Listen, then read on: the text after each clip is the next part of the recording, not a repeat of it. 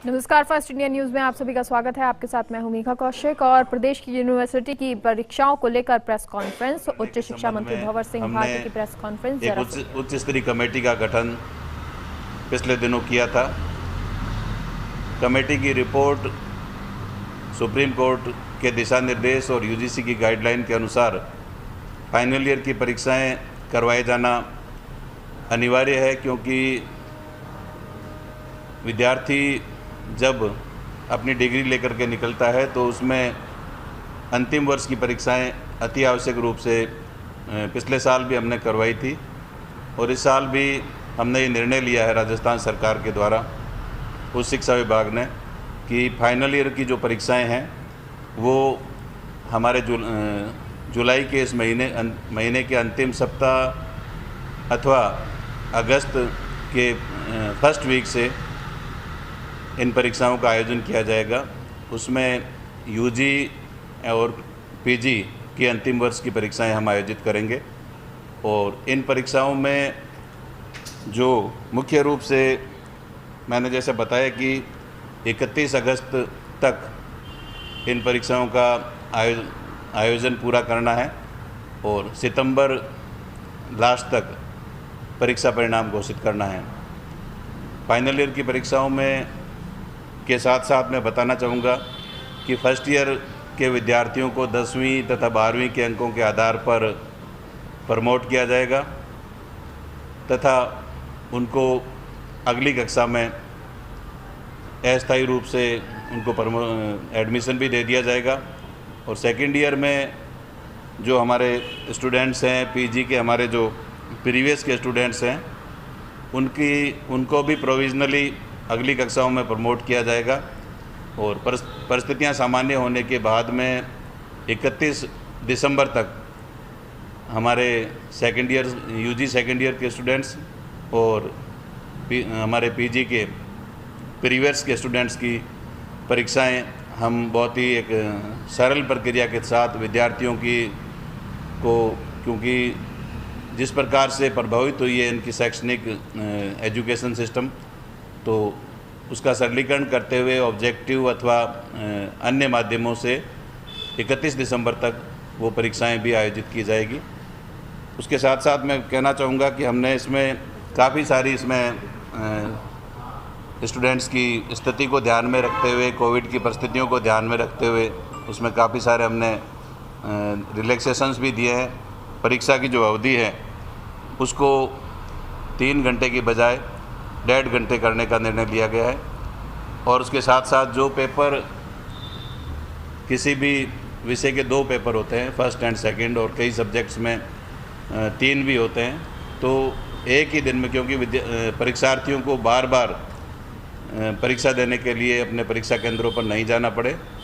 उसको ध्यान में रखते हुए एक ही दिन में 2 या 3 पेपर्स हमने आयोजित करवाने का निर्णय लिया है। जैसा कि मैंने बताया कि परीक्षा की अवधि 1.5 घंटे की होगी फर्स्ट पेपर की, उसके बाद सेकंड पेपर की भी 1.5 घंटे की, इस प्रकार से 3 घंटे का पेपर होगा। और पेपर्स में जो क्वेश्चंस की बाध्यता है, जो 50%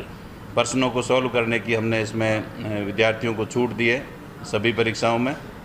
और जो इसमें यूनिट की बाध्यता है उसको भी हटा दिया गया है। किसी भी यूनिट में से एक निर्धारित पर्सन जो है परीक्षार्थी सॉल्व कर सकेंगे। 2 या अधिक पेपर की मैंने आपको बात कही है। उसके अलावा प्रोफेशनल जो कोर्सेज हैं हमारे, उनकी कक्षाओं के लिए हम लोगों ने ये तय किया है कि वो ऑनलाइन परीक्षाएं भी हो सकती है और उसकी जो रेगुलेटरी बॉडीज़ हैं, रेगुलेटरी बॉडीज़ का जो कार्यक्रम आएगा उसके अनुसार परीक्षाएं आयोजित करने का निर्णय लिया है। कोविड प्रोटोकॉल का पूरा ध्यान रखने के लिए विश्वविद्यालयों को निर्देश दिए गए हैं कि कोविड की जो प्रोटोकॉल है, कोविड की जो परिस्थितियां हैं, उसके अनुसार पूरी तरह से ध्यान रखा जाए और सेंटर्स को ज़्यादा से ज़्यादा बढ़ाया जाए, क्योंकि कोविड प्रोटोकॉल का ध्यान रखते हुए हमें परीक्षा केंद्रों को ज़्यादा से ज़्यादा संख्या बढ़ानी है, जिससे कि विद्यार्थियों को, परीक्षार्थियों को किसी भी तरह से कोविड की परिस्थितियों के अनुसार किसी प्रकार की दिक्कत नहीं हो। वैक्सीनेशन के लिए भी हमारे तमाम परीक्षार्थी, हमारे शिक्षक, सभी लोगों को, सभी परीक्षार्थियों को और हमारे शिक्षकों को वैक्सीनेशन में विशेष प्राथमिकता दी जाएगी। इस संबंध में भी निर्णय हुआ है। तो इस प्रकार से कोरोना की इन परिस्थितियों में चूँकि हमें विद्यार्थियों का एकेडमिक जो फ्यूचर है उसका भी ध्यान रखना है और विद्यार्थियों का स्वास्थ्य हमारे लिए सर्वोपरि है। राजस्थान के मुख्यमंत्री अशोक गहलोत जी के नेतृत्व में जिस प्रकार से हमारा प्रदेश पिछले, चाहे फर्स्ट वेव की बात करें चाहे सेकेंड वेव की बात करें, राजस्थान की सरकार ने माननीय मुख्यमंत्री अशोक गहलोत जी के नेतृत्व में आप सबके सहयोग से कोविड के दोनों समय में बहुत अच्छा काम करने का प्रयास किया है। और इस समय भी माननीय मुख्यमंत्री महोदय के स्पष्ट निर्देश हैं कि सुप्रीम कोर्ट के आदेशों की पालना की जाए, यूजीसी गाइडलाइन का भी ध्यान रखा जाए और विद्यार्थियों का जो एकेडमिक भविष्य है उसको भी ध्यान में रखते हुए सभी निर्णय लिए जाए। तो हमने पूरा प्रयास किया है, शिक्षाविदों की हमने राय ली है और विद्यार्थियों के हित में, चाहे वो यूजी का स्टूडेंट्स है चाहे पीजी का स्टूडेंट्स है, सभी विद्यार्थियों को ईजीएस्ट प्रोसेस के माध्यम से उनको परीक्षा का हम आयोजन कर रहे हैं और हमारा पूरा प्रयास रहेगा कि कोविड प्रोटोकॉल का पूरा ध्यान रखें, विद्यार्थियों के स्वास्थ्य का पूरा ध्यान रखा जाए। सर, पहला ही सवाल ये है कि परीक्षा के दौरान यदि कोई स्टूडेंट पॉजिटिव है तो ऐसी स्थिति में क्या फैसला लिया गया? देखिए, ये पिछली बार भी मैं आपको बताना चाहूँगा, सभी प्रदेश के हमारे स्टूडेंट्स को भी बताना चाहूँगा कि कोविड पॉजिटिव या कोविड से संक्रमित होने की वजह से कोई परीक्षार्थी परीक्षा नहीं देना चाहे तो उसको एक अलग से अवसर दिया जाएगा और आगे दोबारा एक एग्ज़ाम करवा करके उन विद्यार्थियों को कोविड की वजह से किसी भी तरह की दिक्कत है, वो परीक्षा नहीं दे पा रहा है, तो उनको दोबारा एग्ज़ाम देने का पिछली बार भी हमने प्रोविज़न किया था, इस बार भी हम प्रोविज़न कर रहे हैं। आपने कहा है एक या एक से अधिक दो या दो से अधिक सब्जेक्ट होने पर 1.5 घंटा, तो ये 1.5 घंटा फर्स्ट सेकेंड के लिए रहेगा या पूरा मिक्स रहेगा 3 घंटे? नहीं, दोनों पेपर होंगे। फर्स्ट पेपर जैसे यूजी के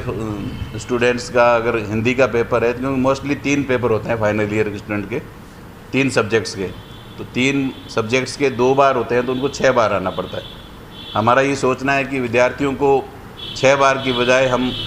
प्रयास ये करें कि 3 बार आना पड़े, तो फर्स्ट और सेकंड पेपर दोनों को एक ही दिन आयोजित किया जाएगा और जो अवधि है 3 घंटे की एक पेपर की होती है उसको 50% हमने किया है ताकि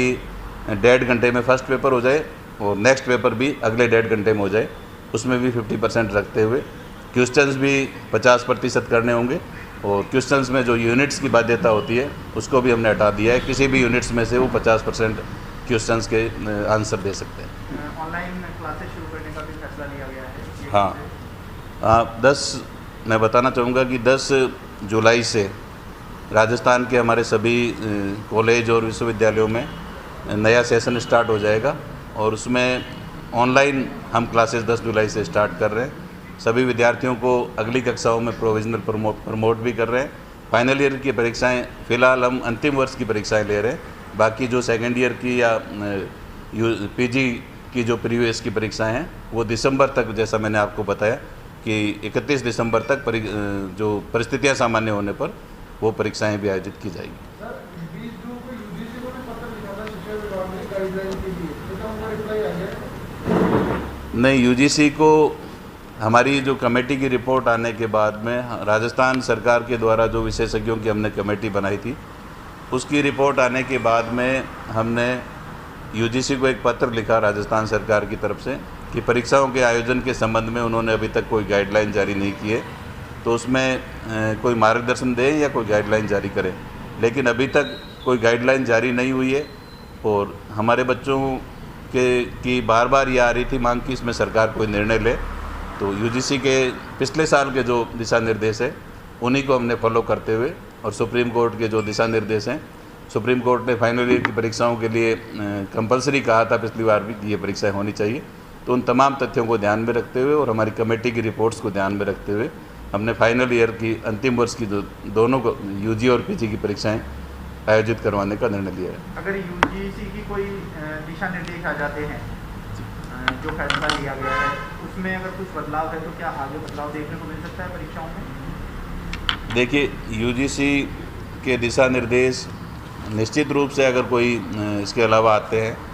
तो मैं समझता हूं कि उसमें उस समय की परिस्थितियों के अनुसार हम निर्णय लेंगे। लेकिन यूजीसी से हमें जो विश्वस्त सूत्रों से ज्ञात हुआ है कि यूजीसी के द्वारा इस साल किसी प्रकार की कोई गाइडलाइन जारी किए जाने की संभावना बहुत कम है। यदि गाइडलाइन वो जारी करते तो अब तक वो कर चुके होते हैं। सर, फर्स्ट ईयर में एडमिशन को लेकर के किस तरह की प्लानिंग है? किस तरह से एडमिशन होंगे, किस तरह का फॉर्मूला रहेगा, क्या प्लानिंग? फर्स्ट ईयर में जैसा 12th के जो बच्चे आएंगे तो उनका एडमिशन का जो हमारा जो पहले से जो प्रोसेस चल रहा है उसी को ध्यान में रखते हुए हमने एडमिशन की प्रक्रिया 10 जुलाई से हम स्टार्ट कर रहे हैं और क्लासेस भी ऑनलाइन हम स्टार्ट कर रहे हैं। तो फार्मूला ऑलरेडी हमारा जो विश्वविद्यालय पहले से चला रहे हैं उसको ही ध्यान में रखते हुए रखा जाएगा। का रिजल्ट 31 जुलाई से पहले आएगा तो 10 जुलाई से प्रवेश प्रक्रिया। फर्स्ट ईयर के लिए मैं कहना चाहूँगा कि वो तो 12वीं का जो परिणाम और सारा आने के बाद ही हो पाएगा। सेकेंड ईयर की कक्षाएं हम शुरू कर देंगे और बाकी जो क्लासेज हैं जो हमारे स्टूडेंट्स ऑलरेडी हैं उनकी हम क्लासेस शुरू कर देंगे। 12वीं का तो जैसे ही हमारे माध्यमिक शिक्षा बोर्ड के द्वारा और सीबीएसई के द्वारा पूरा परिणाम जारी कर दिया जाएगा, अंक तालिकाएँ जारी कर दी जाएगी, उसके बाद ही ये शुरू किया जाएगा। हाँ। हाँ। जी देखिए, फाइनल ईयर की परीक्षाएं, क्योंकि फाइनल ईयर के स्टूडेंट्स को आगे दूसरे उनको कैरियर में बहुत सारे स्थानों पर जाना पड़ता है, आगे की कक्षाओं में उसको प्रवेश भी लेना पड़ता है और सुप्रीम कोर्ट ने भी स्पष्ट कहा है कि कोरोना एडवाइजरी का ध्यान में रखते हुए फाइनल ईयर की परीक्षाएं आवश्यक बताई है। इसलिए हम फाइनल ईयर की परीक्षाएं कर रहे हैं और जो सेकेंड ईयर की परीक्षाएं हैं उनका भी इसीलिए हम फर्स्ट ईयर को हम प्रमोट कर रहे हैं, लेकिन सेकेंड ईयर के जो विद्यार्थी हैं उनको हमने पिछली बार प्रमोट किया था और इस बार यदि हम दोबारा प्रमोट करते हैं तो किसी भी विद्यार्थी को एक डिग्री में कम से कम 2 साल की परीक्षाएं होना आवश्यक है।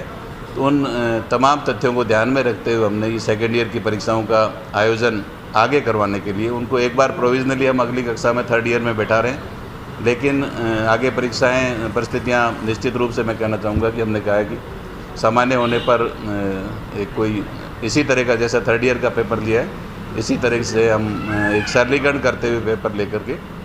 विद्यार्थियों के लिए परीक्षाओं का आयोजन करेंगे। उसमें प्रीवियस में भी मैं कहना चाहूँगा कि इसी तरह का आयोजन होगा। सर, कॉलेज यूनिवर्सिटी में कब तक कक्षा कक्ष में जा सकेंगे विद्यार्थी और कब तक अपनी पढ़ाई वापस दोबारा शुरू कर सकेंगे? देखिए, ऑफलाइन में तो जो गृह मंत्रालय की गाइडलाइन है, हमारे राजस्थान सरकार और हमारे भारत सरकार की जो गाइडलाइन है उसके अनुसार ही कॉलेज और विश्वविद्यालय तमाम संस्थाएं खोलने का निर्णय होगा। अभी सिर्फ परीक्षाओं के आयोजन के लिए हम ये सब कर रहे हैं और जो हमारे हॉस्टल्स हैं, जो विद्यार्थी हॉस्टल्स में रहते हैं तो उनको भी जो परीक्षार्थी हैं उनके लिए हॉस्टल्स परीक्षाओं के आयोजन की अवधि के दौरान खोले जाएंगे और उन स्टूडेंट्स को वहाँ रहने का मौका भी दिया जाएगा और वो अपनी परीक्षाओं का ताकि वो सही तरीके से अपनी परीक्षाओं को बिना किसी दिक्कत के उसमें शामिल हो सके। सर, अनलॉक में काफ़ी संस्थान खुल गए लेकिन कोचिंग इंस्टीट्यूट है, हॉस्टल्स हैं और साथ ही में लाइब्रेरीज हैं, ये सारे नहीं खुल पाए हैं। इसको लेकर के कुछ लोग आपसे भी लगातार संपर्क में थे, क्या कोई बातचीत उस पर हुई है? देखिए, मुख्यमंत्री महोदय और हमारी सरकार लगातार अनलॉक की तरफ बढ़ रही है और जैसे जैसे